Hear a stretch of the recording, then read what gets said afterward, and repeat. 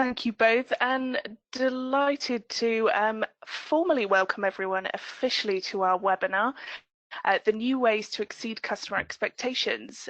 So I'm Rachel, and I'm going to be your webinar chairperson today. Delighted to introduce again, for people who weren't in the introduction, two brilliant speakers we've had on webinars before. Welcome back, Christopher Brooks from Clientship. Thank you, Rachel. Delighted to be here. Fab, and delighted to have you. For people who don't know who Clientship are and what you do there, do you want to give yourself a bit of an introduction? Yeah, sure. So we work with organisations looking to move their customer experience from one state to another. Organisations like Checkatrade, Santander, UCL, Mazda, and we help them understand and appreciate the value of putting the customer's world as opposed to just the customer at the heart of their business. And that invariably works across a lot of areas. A lot of our work is in post-purchase, it's in service, it's in how you manage that customer after the purchase has been made. So yeah, delighted to be here. Brilliant. Also welcome back to Phil Davitt from Vonage, formerly known as New Voice Media. Welcome, Phil. Thank you very much, Rachel, and yeah, thank you for having me back. As you say, so New Voice Media has now finished the transition. We are now fully Vonage, and yeah, we're a technology communications supplier. So we supply communications APIs, UC technology, and contact center technology. And what we do is we help our clients kind of transition through that technology, aiming for improving their customer experience. So the content of today's webinar is very close to our hearts. Fab. Well, we look forward to hearing from both of you. So just a reminder that the discussion is carrying on in our chat room this week. It's available on callcenterhelper.com/chat, or just type in cch.chat into your browser. You just need to put your first name and email in, and it will take you through. It is in a separate window, but you can put them side by side, or a lot of people are using their mobile phones to have the chat room in. So just a bit for housekeeping. The added advantage of being in the chat room is that you can download a copy of both our speaker slides. You just need to click this button here. And also we are coming to our quiz later on. It's about halfway through, and you just need to use these buttons here to take part. So another added advantage is that we are running a prize for the best tip. And that can be a bottle of champagne or a box of chocolates, or even an Amazon gift card that we can send out. And you just need to use #question to ask our panel a question, or #tip to share your tips. So before we begin, I'd just like to launch our first poll, which is, how does your service match customer expectations? So if I just share this now and launch it. Christopher, what do you think is going to come out on this? Yeah, it's a difficult question, isn't it? Because I think it's very much sort of February versus now. It'd be interesting to see. I think, as we've said, they're more accommodating customers, but I am very conscious that organisations can, in one hand, present a please be understanding, we're having to deal with unprecedented levels of interest. But if on the other hand, they're also presenting we're looking for new customers who love you to come on board, we join the dots up. So in that respect, it would feel like you could have put that capacity to help me on the service and you decided to kind of put it on the sales. So yeah, I'll be interested to see what that looks like. Fab. So yeah, 44% say somewhat exceeds expectations, 39% say meets expectations, 15% say below expectations, 2% say significantly increase expectation or exceeds expectations, and no one said significantly below expectations. Is that what you were kind of hoping to see, Christopher?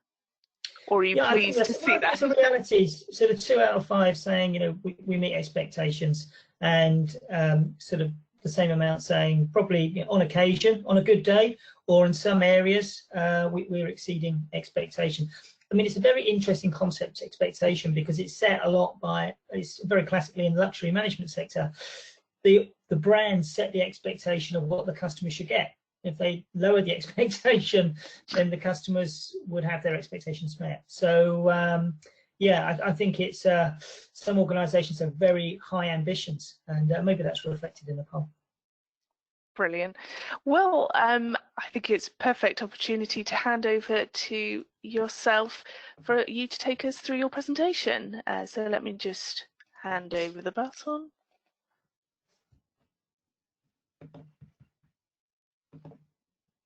Perfect. Yeah, we can see that. Great. Okay. Well, thank you very much. So I'm going to share with you a piece of research. So we work a lot with academics, and this is a piece that's been conducted by Professor Dr. Phil Klaus, who's one of the world's leading academics in customer experience. And they've been tracking the impact of COVID-19 on customers' expectations over the last few weeks.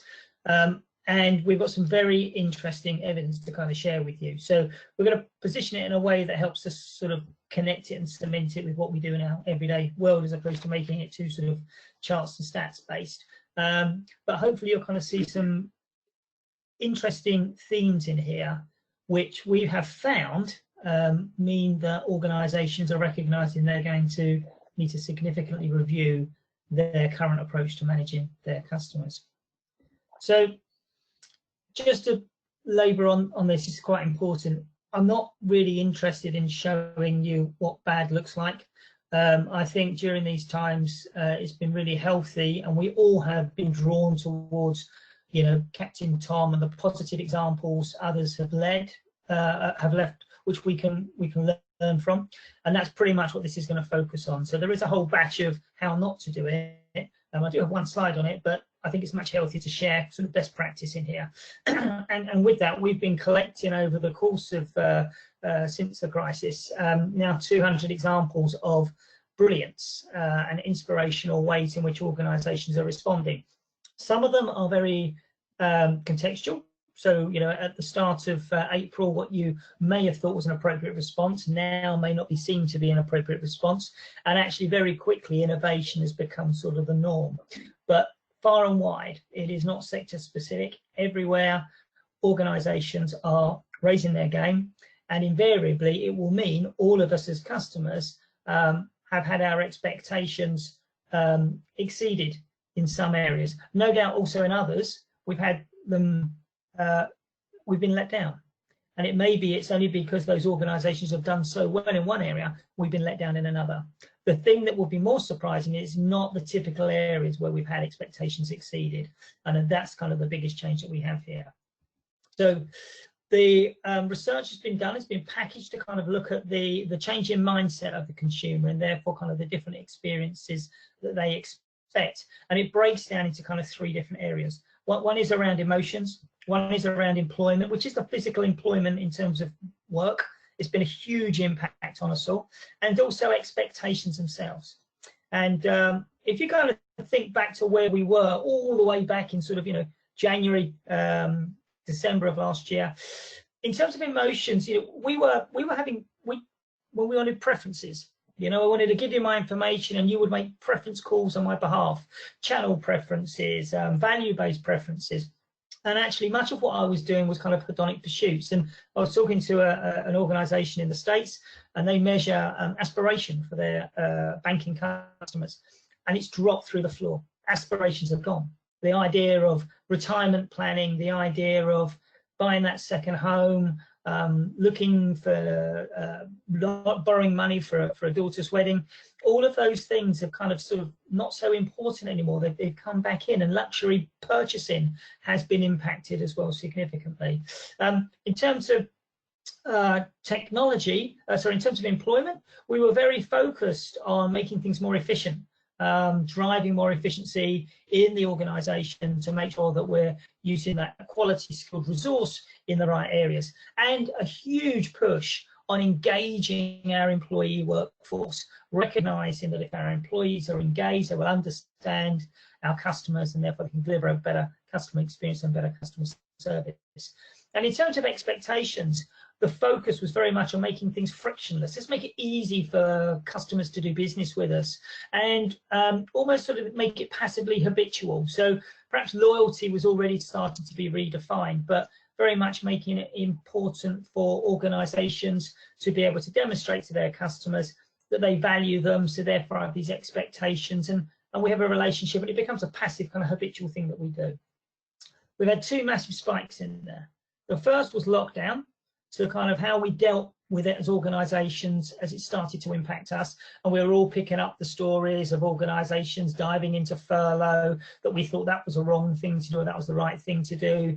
We had emails from companies who were saying, "Hi, you haven't heard from me for years, but just want to let you know our CEO's thinking about you." That kind of was the initial sort of behavior. And then at this point now, as we're merging out of lockdown, we're going to start to see a second wave of responsible and irresponsible behavior. And the sorts of things that we're seeing from the research is a change. So we're seeing an appreciation of the ordinary, and I'll unpack this a little bit more, a recalibrating the work-life balance. And importantly, in terms of customer experience and service, there's a societal dimension to it. What we've kind of realised is it's been quite a selfish discipline. It's been focused on customers and possibly employees as well, but actually it now needs to be broader. So looking at the first element there, re-evaluating kind of what matters most. There's been some great examples, and all the all the brands kind of got involved in terms of what social distancing would look like. We have the post office thanking the National Health Service. We've got the supermarkets who are accelerating innovation to make it safer for us to shop, and also then really smart interventions. This was in this bottom right hand picture shows 1 million plain meals which couldn't be delivered. So a food bank organisation got involved and got them redistributed. These things are important because actually 1 in 5 of us know someone who's been impacted by COVID-19. And if you go to Italy or China, that's 1 in 3. That's significant. That's really big in terms of how much it's impacted society. It has led to increased anxiety. It has led to, the figures show, a decrease in mental health, so things are getting worse. And also a very small group say it hasn't, but many will cite a drop in the quality of life. In terms of organisation, it has made us more self-aware. We have become aware. It's no longer the pop stars and the football stars. It's the key workers, and where it is the NHS staff. We now got a newfound appreciation for teachers. There's gratitude. We're kind of very grateful for the work that they're doing. The volunteer bank for the NHS, 750,000 people, was kind of sign up overnight. People wanted to show their support, and we've got this compassion. Now, it's a very different, interesting space, this one, empathy versus compassion, but we're all in it together. So actually, I can empathise with you because we're in it. So how much more valuable is that? Whereas actually, you can show compassion for people's individual circumstances. That's quite interesting. And then we've got this shift away from what's truly valuable. You see lots of people talking about sitting around, enjoying planning the meal, eating the meal, sitting around the table, doing basic things together. I was working with a lady, Dr. Marina Shapiro, who measures online behaviours, and purchasing has become very specific. We're not browsing, we're not curious anymore when it comes to purchasing. We are when it comes to other aspects, science and religion and politics. When it comes to purchasing, it's much more direct. And we're avoiding these hedonic purchases, putting off major decisions. So that's a big change in terms of our mindset. In terms of employment, well, what we've seen here is quite an interesting move from the necessity of home working. It's actually become much embraced. And then for some, it's become preferred. And now going forward, it's going to be optional. Now, some of these numbers are quite interesting, and maybe they're reflective of where we are now. When things calm down, they'll change again. But 83% of employees feel they do not need an office to be productive. Now, bottom right-hand corner, Twitter, one of the brands who have come out and said, actually, forget it, you don't need to come back to the office. Permanently, staff can work from home. Google and the other tech companies have said, let's go through to next year. I think Facebook still have 50 as the maximum that you can actually meet, number of people who can meet up. And for instance, 58% working from home policies will remain over after COVID-19. So that's a massive change to the way that organizations are thinking. And having spoken to a couple of people who run organizations, they have made decisions, solicitors' practices, and also investment companies, not to return. They will not renew their tenancy agreements. They won't return. That is a huge impact, to us. I know for me, I'm fortunate enough to work in different countries, but my journey to the office is 17 seconds at the moment. So it's a very different sort of paradigm. And in terms of expectations, we've got here what we class as the rise of the true customer-centric purpose. So if you think customer experience is very much around, whilst we may not have realized it, managing the transactions, making the experience around service and the transaction all contractual based really good as well as we could do it. And then we recognize it was important to get employees engaged in that and to make sure the experience they have is brilliant as well. Well, actually, it's gone much further than that now. And what we actually see is that we are expecting organizations to deliver to their communities, and we're expecting to deliver to society. A good example of it is Iberdrola, which is a Spanish utility company. As soon as lockdown happened, it contacted all of its suppliers and gave them guarantees that their contracts would be extended to 2022. Morrison's came out and said to their suppliers, we'll pay you in 48 hours. We don't have to, but we'll pay in 48 hours. So they're recognizing within the supply chain the importance of looking after communities, and that extends out to society as well. So we have this sort of change, whereas customer experience was more about purchaser before profit. We then have this kind of middle ground, which is people before profit. Actually, the way our expectations have changed is we want you as an organization to put your purpose before your profit, and your purpose is to improve the world in which your customers exist. So it's a massive shift. Did a couple of other similar things as this, and in one of those we had an interesting poll, which was 2 in 5 organizations recognize they're going to have to significantly change their customer strategies, and that is everything: their technology, their contact centers, their voice of the customer, and 50%, further 50% recognize it's going to need some big changes. So that's a lot of shifting here when you kind of realize actually what we've been doing is perhaps chasing the revenue rather than looking after the customers. Good examples of what that looks like. If you take Zappos, we all love Zappos. Zappos famously, if you call up and they haven't got a pair of shoes, they'll put you through to a competitor. Well, during this period, they said, you know what? Just call up. If you've got anything you need to ask about anything, we're here for you. And I'll probably do it in justice, but there is an example where that meant speaking to a doctor, and the advice actually led to saving quite a number of people's lives. So that is very community based. We have an outpouring for certain groups, key workers, providing things which historically have been revenue drivers for organizations, car parking, free. And this example on the right is one of many, but this is Twickenham, who kind of went, we've got this great big asset here, which is a car park, we can't use it, we'll give it over for COVID testing. So this contribution and compassion is things we've seen come through here, and we like it. It helps us really understand the organizations, and our expectations are changing because these are the sorts of things that we will make choices and considerations on. So it's really important to recognize that those have moved. So exceeding expectations may not mean getting the response back to the customer as quickly as you did before, if you can demonstrate that what you're doing with your time is actually helping society. Now, that second wave we've got coming through is quite interesting because health and safety is heavily involved. But what happens when we forget that health and safety is an experience? And there's a lot, this is my slide I said where there would be some things that aren't great. This is what the new world looks like. This doesn't look like a particularly attractive, appealing world. We know how the high street's been hit. We know how certain groups, especially sort of over 65s, have quite enjoyed and embraced shopping online and will stick with it. Now, faced with this particular environment you're going back to, we've got to be really careful about thinking about how we deliver a great experience still and a great service under these restrictions. Otherwise, it looks like this. And this yellow and black is a very negative colour association. It's not mandated, but a lot of organisations are adopting it.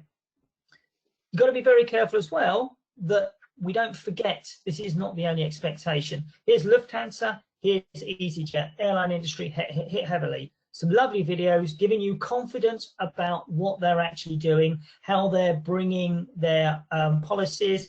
I think it's HEPA, a particular chemical used in the air conditioning to make it safe. But if you forget those two videos and just drop your eyes down to what's below it, we have here Lufthansa, 3 months and I haven't received reimbursement from Lufthansa. How much more do I have to wait? Shame on you. On the right, I would really like my money back from my cancelled flights in March 1st. Why would I book any flights with you if you won't give me my money back? So it isn't an either or. You can't just say, right, everything else goes to one side, let's put health and safety first. We have to recognize that we have expectations in other areas. They can't be dropped. We're not going to allow those to be traded off. It's really important.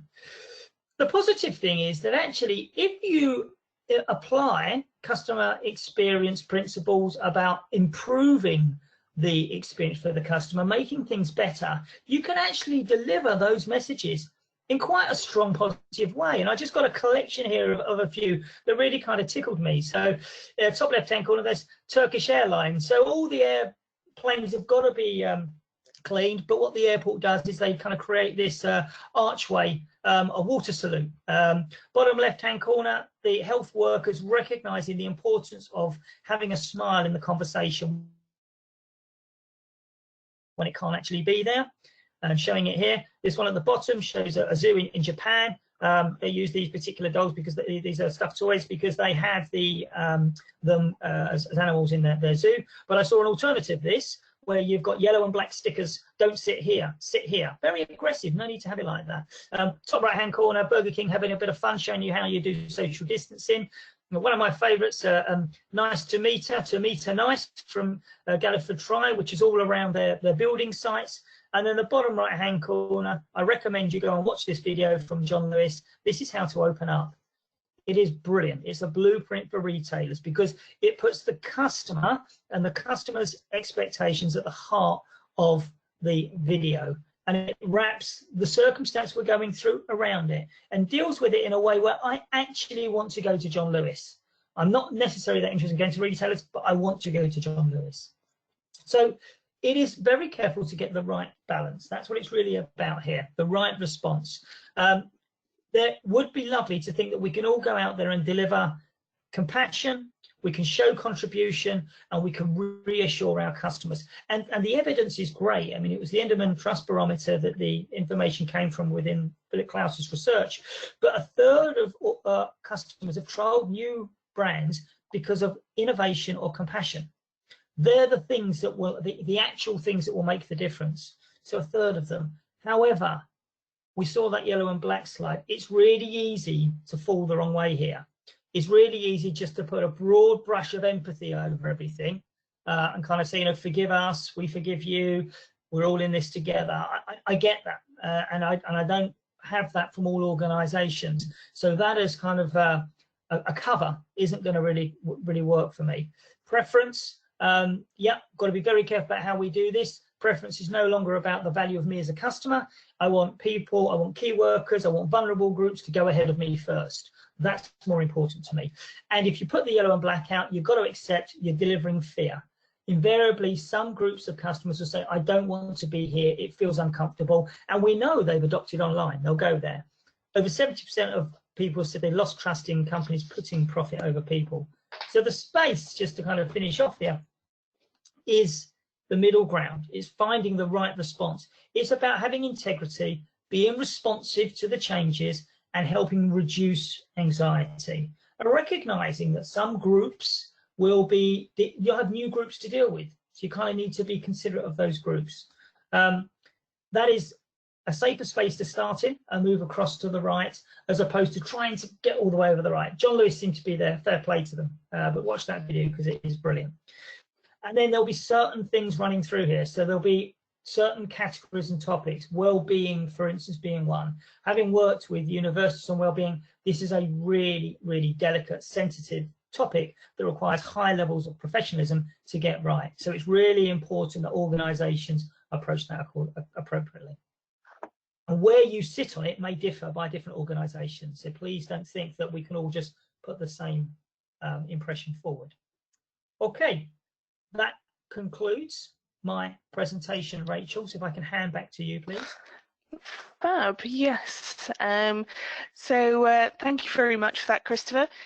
Just a reminder, we are now coming to our quiz. So to take part, you just need to be in our chat room. So callcenterhelper.com/chat, or just type in cch.chat and you'll come to these buttons. So while you're in the chat room, could you share with us what did you like best about Christopher's presentation? For me, the key takeaways were the question is about exceeding expectations, but the reality is rethinking how we manage expectations. Expectations now show the rise of the customer-centric purpose, so thinking about community experience and also society experience. And one of my key stats was 33% have trialed a new brand because of innovative or compassionate way it handled COVID-19. So, you know, really interesting. Thank you very much for that, Christopher. You're welcome. And I think that exceed word is really important, but it's going to be in this society and community space. That's where you exceed customers' expectations rather around the transactions that we're used to in the past. That's the big shift for me. Brilliant. So I think we've got about half our audience in the chat room. So just a reminder, callcenterhelper.com/chat. We'll wait and see if a few more people come in. Last chance to take part. Fab, so I'll start it. So the first question is, true or false, 70% of customers expect a company's website to include a self-service application. Is it A, true, or B, false? So you just need to press A or B at the bottom in the chat room. So true or false, 70% of customers expect a company's website to include a self-service application. So is it A, true, or B, false? Right, we'll just see how many more we can get through. Last chance, I'm going to click it. Oh, there we go. So yeah, most people getting that right. So it was true. So this is according to yeah. So it's according to research by author Stephen Van Bellingham, who also found that this percentage goes up to 76% when only considering American customers. Wow. So Alan's currently in the lead. What percentage of customers lose trust in a company putting profit over people?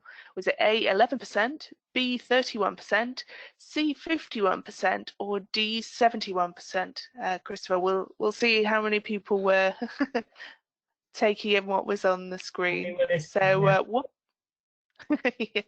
So what percentage of customers lose trust in a company putting profit over people? Was it A, 11%, B, 31%, C, 51%, or D, 71%? Remember, you need to use the buttons at the bottom of the chat room. So most people also getting that one right. Oh, my system seems to be a bit slow today. So the correct answer is D, 71%. So the statistic was included in Christopher's presentation. Another was that 33% of customers trialed a new brand because of the innovative or compassionate way it handled COVID-19. So slight change at the top. So which of the following areas did Christopher not discuss in his slide on re-evaluating customer experience practices? Was it A, effort, B, emotions, C, employment, or D, expectations? So which of the following areas did Christopher not discuss in his slide on re-evaluating customer experience practices? So A, effort, B, emotions, C, employment, or D, expectations? So, yep, most people getting that one right. The answer was A, effort. The three E's that Christopher highlighted were emotions, employment, and expectations. So, still changing at the top. So, final question.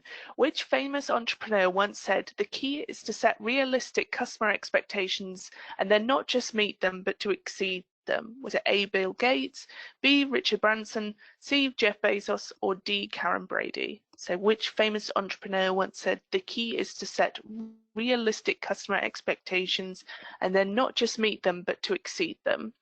So was it A, Bill Gates, B, Richard Branson, C, Jeff Bezos, or D, Karen Brady? So last chance. few flying through. So yeah, the correct answer is B, Richard Branson, who, as the full quote was, the key is to set realistic customer expectations and then not just meet them, but to exceed them, preferably in unexpected and helpful ways. So the winner is Alex, you won. So congratulations. We will be in touch with you after the webinar to sort out your prize. So going back to our top tips, we've had quite a few coming to the chat room. Oh, excuse me. So starting off, we've had an opinion coming in from Kelly. I think this was around our initial question about how have customer expectations changed over the last few months. She said customers' patience around COVID-19 is running out and expectations are getting higher again. Christopher, do you think this is a trend that people are, were being patient? I can't hear you at the moment. We were certainly, but as some organisations have upped their game, then we've gone back and reassessed. I've been in the same situation as you in terms of claiming flights and claiming holidays back. And initially I was all like, yeah, okay, that's fine. It's not your fault. It's not my fault. But as some are taking some, positive things in an email saying,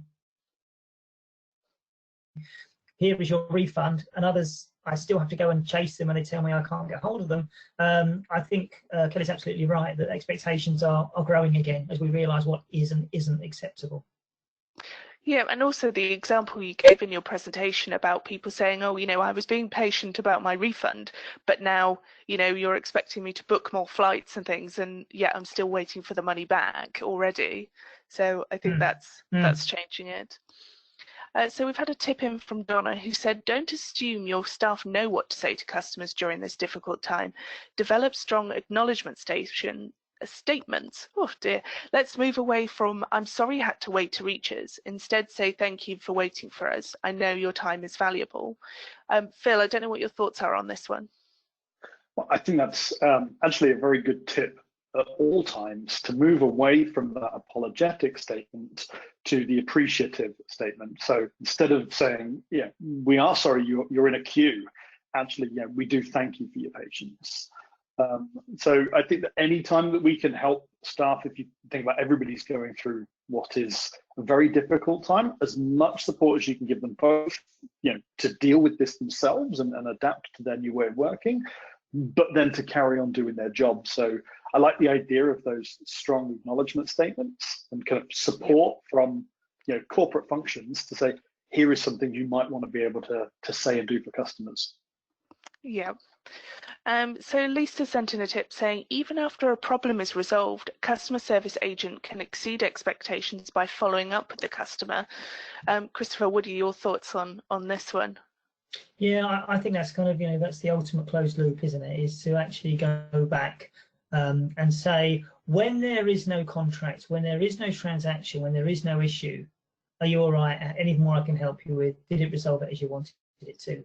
Rather than kind of closing the ticket and just saying that's it, done. So I think that's a very good point. And I think quite often as well, it gives us permission to have a conversation when we weren't going to have one. So the gap between the last interaction and the next interaction is shortened because got with this very positive final interaction in that previous discussion. Yeah, thank you. So Alex has said sometimes even if they email/live chat, it can help to offer an outbound call so customers get a chance to explain without having to wait on hold. Also helps to minimize email tennis, RFT impacts, and reduce customer effort, so hold time explanations. So we've had a question in from Lewis who said, do you feel expectations between generations has changed through the last few months? Christopher, I know that you kind of touched on this one. Do you want to carry on? Yeah, well, I think it has. I think the older generation have obviously seen an outpouring of concern and consideration for them, both from those around them respectfully keeping away, but also from organisations trying to do things to encourage and put them first, whether it's a council delivering a kind of a help box, or neighbours popping over, or Sainsbury's opening up earlier. There has been this kind of demonstration of organizations coming towards you. Now we know that, you know, elder generations also are much more appreciative of that. Younger generations, it's difficult. It's very difficult to have this happen to you sort of between the age of 15 and 25 versus having it happen to you between the ages of 65 and 70, where you can say that nothing like this has ever happened before. Whereas you're younger, you're finding your own way around it, and finding that, you know, it is frustrating. Your freedom has kind of been taken away from you. So yeah, I think those expectations do change massively. I think probably the younger generation may be less, there may be less of a long-term valuing of some of the distinctive things that organizations have done during this time, whereas for an elder generation, they will remember that more. Yeah. Thank you. And Phil, what are your thoughts on this one?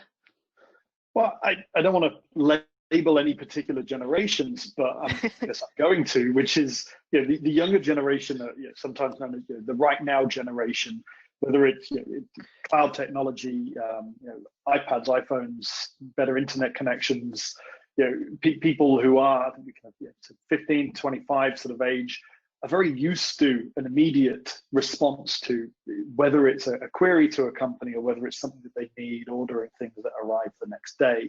So I think Christopher's right in saying that that's almost a bigger shift, because we've become so used to that now being in an environment where we might not be able to get things straight away. I don't remember the days where you would have to write a letter to your bank to ask them a question. I come from the time where you could tweet them and get a response straight away. If we talk about, you know, the exit now, which is that people are going to be, I guess, less forgiving for not moving to these new technologies that are available, because we've just been through a period of time where we've shown we really need to. Fab. Well, I think this is a perfect opportunity to hand over to you to carry on talking through your presentation. We will come back to your top tips, so just a reminder to keep putting them into the chat room. So I've handed over the baton to you, Phil. Yeah, great, thank you. Right, thanks, Rachel, and yeah, thank you, Chris. Some of the things that I took from there that I really liked from your presentation, you know, we're talking a lot about the theory behind customer expectations, the fear items that you mentioned, and the emotive connections that people have with their businesses. I really liked those stuffed animals at the zoo that you displayed, instead of having that red and yellow tape. And that just somebody thinking about the experience and saying, we could just do this. We need to enforce this separation, but let's think about how we do that. I'm going to talk a little bit more about those sorts of, you know, real life things that people can do. So I guess less about the theory, more about the in practice and what we've got customers that we work with and what they're doing. I'm going to start off just a little bit touching on what I see as those expectations that customers have, not just pre and post COVID, but generally. And then a little bit around what businesses are doing, people that we talk to, and how they're using technology to meet those expectations. And then I'll finish off with a little bit around specifically technology and what we can do with it. So what do customers expect in terms of experience? I don't think any of this is going to be brand new news to anybody working in customer contact centers or customer experiences, but people want things to be easy, whether that is pre or post COVID. People want those interactions to be easy. To then take that up a notch, people want them to be personalized. There's a lot of talk about personalization. As a customer, I want you to know me. And then to really, we talked about closing the loop around following up with the customer. It's not just about following up to say we've finished this and we've resolved the query and the problem that you raised, but we've listened to you and we've tried to improve from that. So we've tried to stop that problem coming back around again. So kind of grouping together those first two, the make it easy and make it personal. This is some Forrester research from a couple of years ago that we've been working with a number of our clients on, which is how you build up that customer experience. The first 25% of a customer experience is going to be based on, was your goal achieved? Now, to us, that's that's the table stakes. If you're not going to achieve the goal, you need to start at that point before you start talking about the other two bits, which that's where a technology company is going to be able to help a little bit more. How easy was it? And how did it make you feel? And actually, if you get to the how it makes you feel, which is 50% of that interaction, 50% of your customer experience is built up of how you felt about it, you're going to gain bonus points by that being easy. So personalize that experience is both making it easy and it's making you feel good about that interaction that you've had. I also mentioned about that listen and improve. This isn't based on any particular research. This is more based on our conversations with customers. But this is a short time frame of a conversation or a series of interactions between a consumer and a business.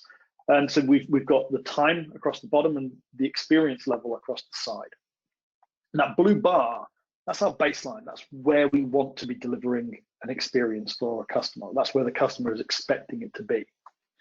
And so you enter at the first point of contact. You are reaching out to this organization and you have this baseline expectation of how you're going to be treated. And in some circumstances, you might have a dip in experience, whether that's you feel like the business doesn't know who you are, you feel like they're maybe not listening to you. We get a lot of feedback from our customers around their IVR structures, and they want to minimize those to show that they understand why someone might be contacting them at any given time. And so you reach that bottom part of your experience. That's where we're suggesting is a perfect opportunity for you to listen to that customer's feedback. Fine, we haven't met your expectations this time, but tell me how we could do it next time around. And I think as human beings, at that point, we really want to be optimistic. I've been listened to. You've heard what I've got to say, and I'm really hoping that you are going to act upon that and change your behavior next time around. And so if you then come in for another point of contact, you're reaching back out to that business, that's really the point where you can either get above that expectation line or you're going to drop right back down again. So if I've taken the time to give you some feedback and say, next time I contact you, I want to be treated in XYZ way, well, I do expect to be treated that way. Whether that's through a telephone call, an email, a tweet, or whether that's in person, whether that's in a retail shop. And some of the stuff that Christopher was saying, about the fear mechanism could drive that. I've come in, I felt afraid because you've done this. Could you please adapt and change that? So taking this into a real life scenario of what are people actually doing and what business is doing out there to, let's say, personalize those experiences. I think everybody probably recognizes, that's a telephone number on a website. Most people, that telephone number is probably quite static. But there are businesses out there where that number is changing depending on what you're doing on that website. And that means that when you call, you can actually have a personalized phone call that says, I know that you were on this web page. I know that you had this in your basket, or I know that you were looking at this particular product that we sell. And you don't have to go through that process of explaining it. At the bottom is a web chat, which again, whether you're using a bot, whether you're using a real person kind of talking back to your customer, to be able to personalize that experience and say, we know who you are. We know that you had an item in your basket when you decided to chat. So let's talk about that item. A lot of people get very frustrated by having to repeat themselves, even if it's not channel shifting, even if it's just reaching out to a particular business. That itself actually also expands to mobile apps now. There are some great companies out there who are embedding these communications technologies, whether it's just using smart telephone numbers or APIs. If I'm on an app, very possible that I've already gone through an authentication where it sees my face or I type in a PIN number. You know who I am. You also know what I'm doing, whether I'm tracking a parcel or I'm looking at my account or if I'm trying to make a change to something. So if I hit a contact you button, I want that information at the fingertips of the person I'm speaking to so that I don't have to go through data protection checks again. I don't have to read out a 36-digit consignment number looking for something. So businesses starting to use that technology in their applications as well as when people are proactively reaching out. And then a great next step that we've just started to see and has started to kind of come out into the industry is those sorts of technologies now making it into those face-to-face interactions as well.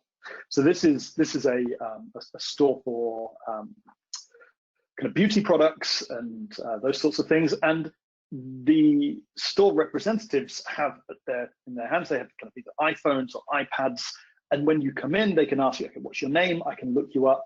I can see what you've bought previously. I can see that you were on our website just this morning. I can see that you put this in your basket. So are you coming to us because you don't want to wait for a delivery, you want it here and now? One of the wonderful things I've seen from this particular company is that they can then do skin tests and kind of get your tone and your color. They add that to your profile. Wonderful idea. That means if I now go online, all that information is still there. So it's completely blurring that line between the interaction online, on the phone, but also in person. So that's something quite new, I think, is coming out now. So how is technology helping with this? I think there's obviously some examples there in what businesses are doing, but clearly cloud technology has been this enabler, this shift. And with the changes that we've seen around COVID, as Christopher mentioned, we've had those two kind of inflection points. One, COVID has come in and suddenly everybody has had to go and work from home. Now, cloud computers have kind of enabled that and allowed that to happen, whether it's through video technology, whether it's through collaboration tools, whether it's us doing this webinar and not needing to all get into the same room with cameras in front of us. We can all do this from our own home. But then we reach that second inflection point, which is the kind of the return to the office that will start happening. And again, people are going to start leaning on tools, kind of workplace management tools that will start enabling them to get back into the office in a safe way without needing to just go back 100% to the way that they used to do business. Some other items that definitely customers are asking for, top one there is no IVR call delivery. That's something that's quite big these days, and we're hearing a lot of our clients talk about it. The IVR in its current state is 40 plus years old and hasn't particularly changed in that time. We use smarter theories around it. We try and be clever with the number of layers that we use. And yes, we are able to do dynamic interactions with some customers, whether it's voice, etc. But as a general technology, it's very similar to what it used to be like. So we're talking to customers, a lot of them in Europe these days are looking to remove those IVRs completely, but they don't want to just shift to having a triage system of someone picking up the phone. They need technology to enable them to know what that customer is contacting them about. If I only have one product from your business, you shouldn't ask me on an IVR which product I'm calling about. Next layer down is speech analysis, and quality and auditing feedback. Going from where you might have a QA team that's able to call, listen, and call monitor 1%, maybe 2% of your calls to 100% get quality monitored, and then an AI kind of bot might go over the top of that to start flagging up the ones that you may need to look at. Again, helping you with that closing the loop, because the customer may not have given you feedback, but you can see that that person was frustrated, and your quality team might be able to reach out to help them out. Seamless channel shifting. There's been so much talk over the last, I'm going to call it 15 years, about moving from web chat to emails. We've added into that things like then Twitter, etc. But that true seamless channel shifting, the ability for me to go online to a car manufacturer and have a look at and build maybe a car that I'm interested in on their website, and then I use that website to book an appointment at a dealership. When I get to that dealership, they know what I'm interested in. They might have a model waiting for me, so that those two interactions between the online and the in-person are completely matched up. And then lastly, something that's becoming bigger and bigger is proactive outreach. That was definitely something, Christopher, you talked about as well, which is don't actually just wait for the customer to contact you.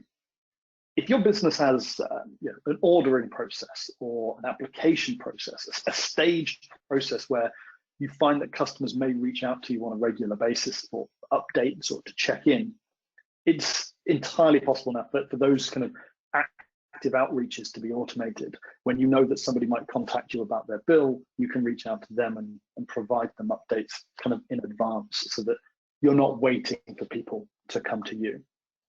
All of those, to me, those are the showing that you know me. So it's easy. Sometimes I don't have to contact you.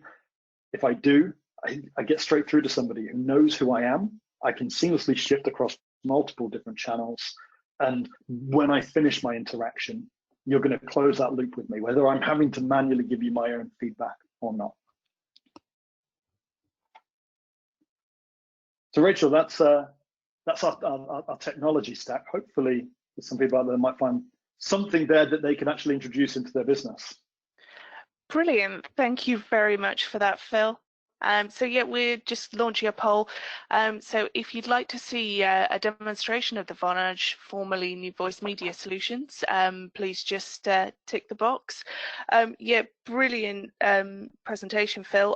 Some great takeaways. I've got customers expect the following from experience: easily personalized, listened to and improved.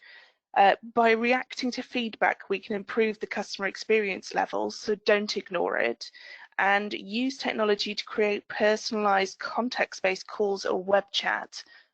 So yeah, a lot of key points there that I've taken away. So I'm just going to close this one down.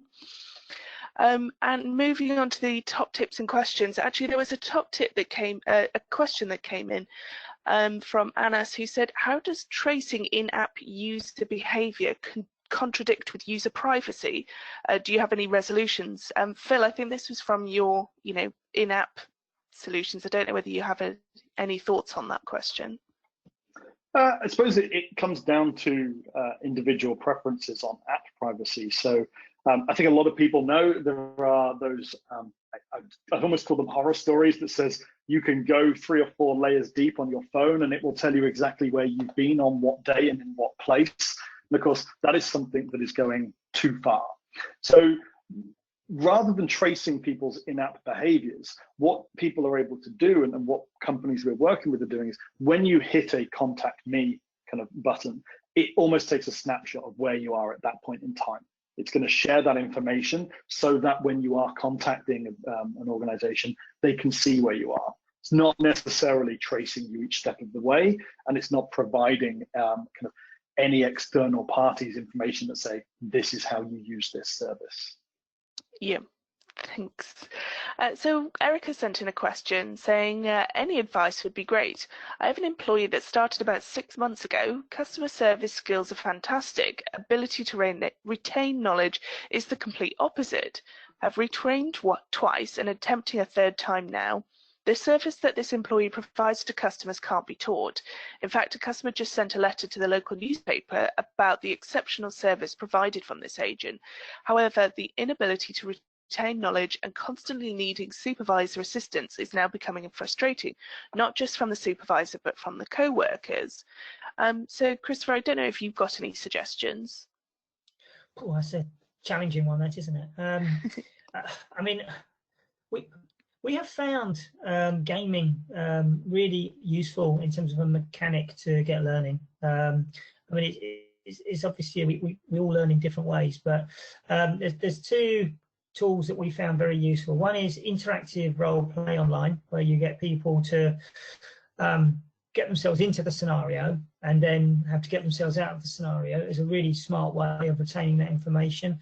But then also gaming and playing. So we've got a game called Making a Difference, and it was exactly for this. It was for people who weren't really that engaged, but were brilliant at it and needed to remember the essentials, such as what are the customer standards, who are the customer types, what's the typical response we should be giving.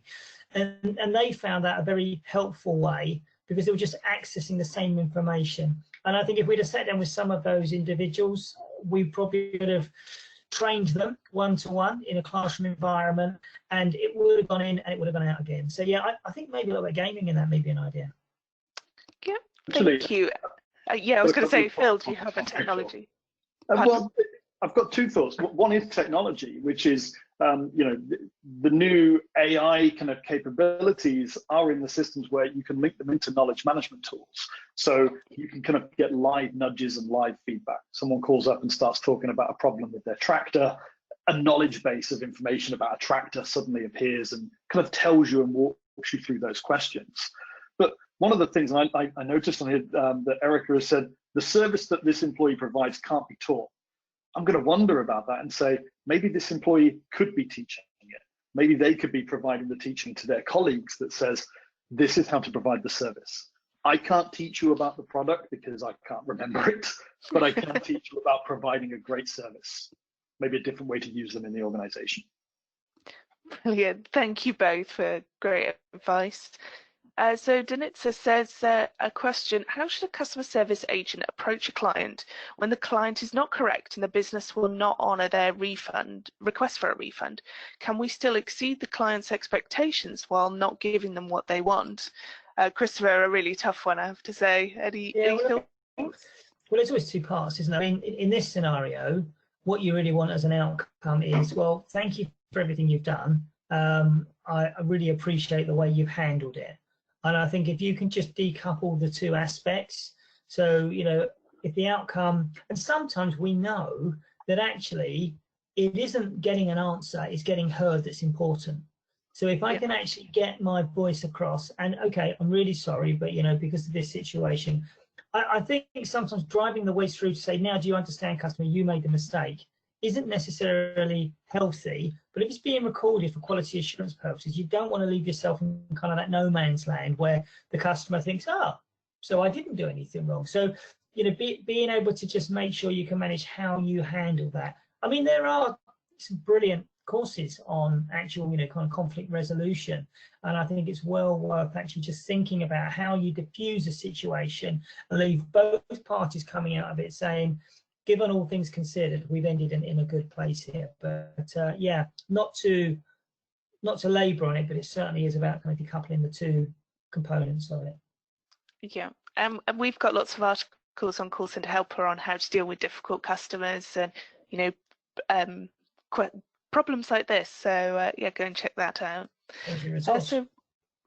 Yeah, so Renee sent in a tip saying, we started last week doing 30-minute training sessions for our contact centre employees and branch employees to help them with effectively communicating to our customers, keeping in our communications of how we can help and moving beyond roadblocks, to be careful to not assume that the 50th call solution is the same solution as caller 10. Yeah, Phil, this is obviously about your personalisation, you know, not everybody's the same.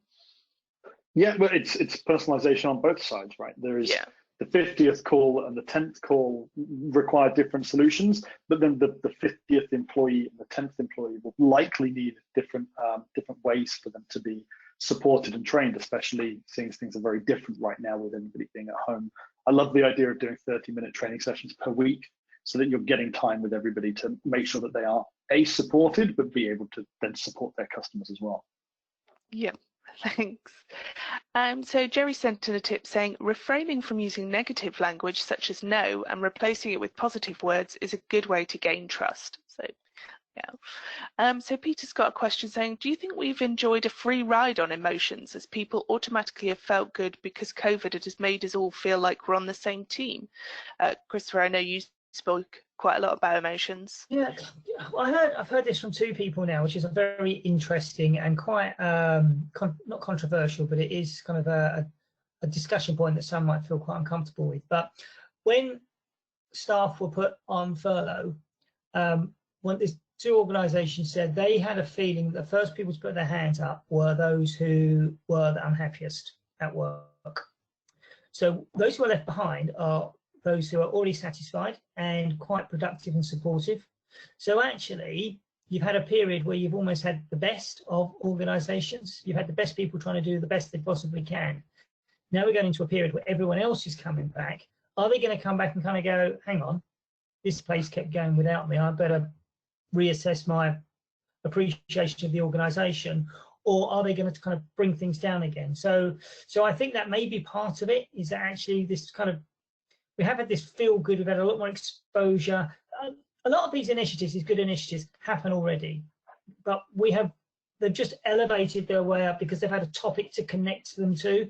Many organisations have great separate trusts where they're putting a lot of money back into society, into community, but it's become a lot more visible. So I think there is something, that coupled with perhaps the wider workforce coming back, then perhaps we have seen in some instances the best in terms of feel good from some organisations. Brilliant. Well, thank you very much for that, Christopher. Unfortunately, we've reached the top of the hour, so we'd just like to ask in 1 or 2 words, what did you like best about the webinar? If you could just share that in the chat room.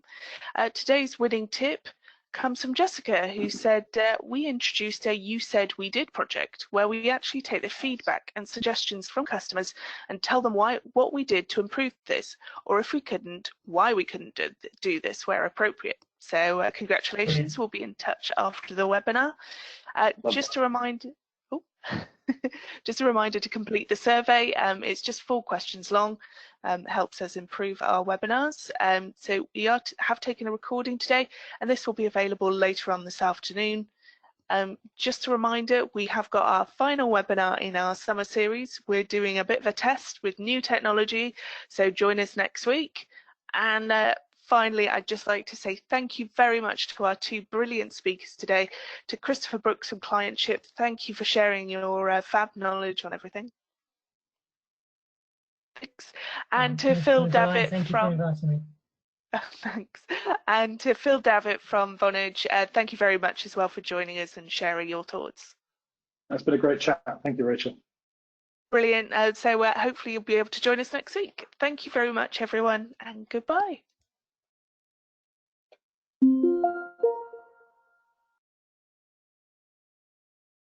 There we go. Next, well done, Phil. Good piece.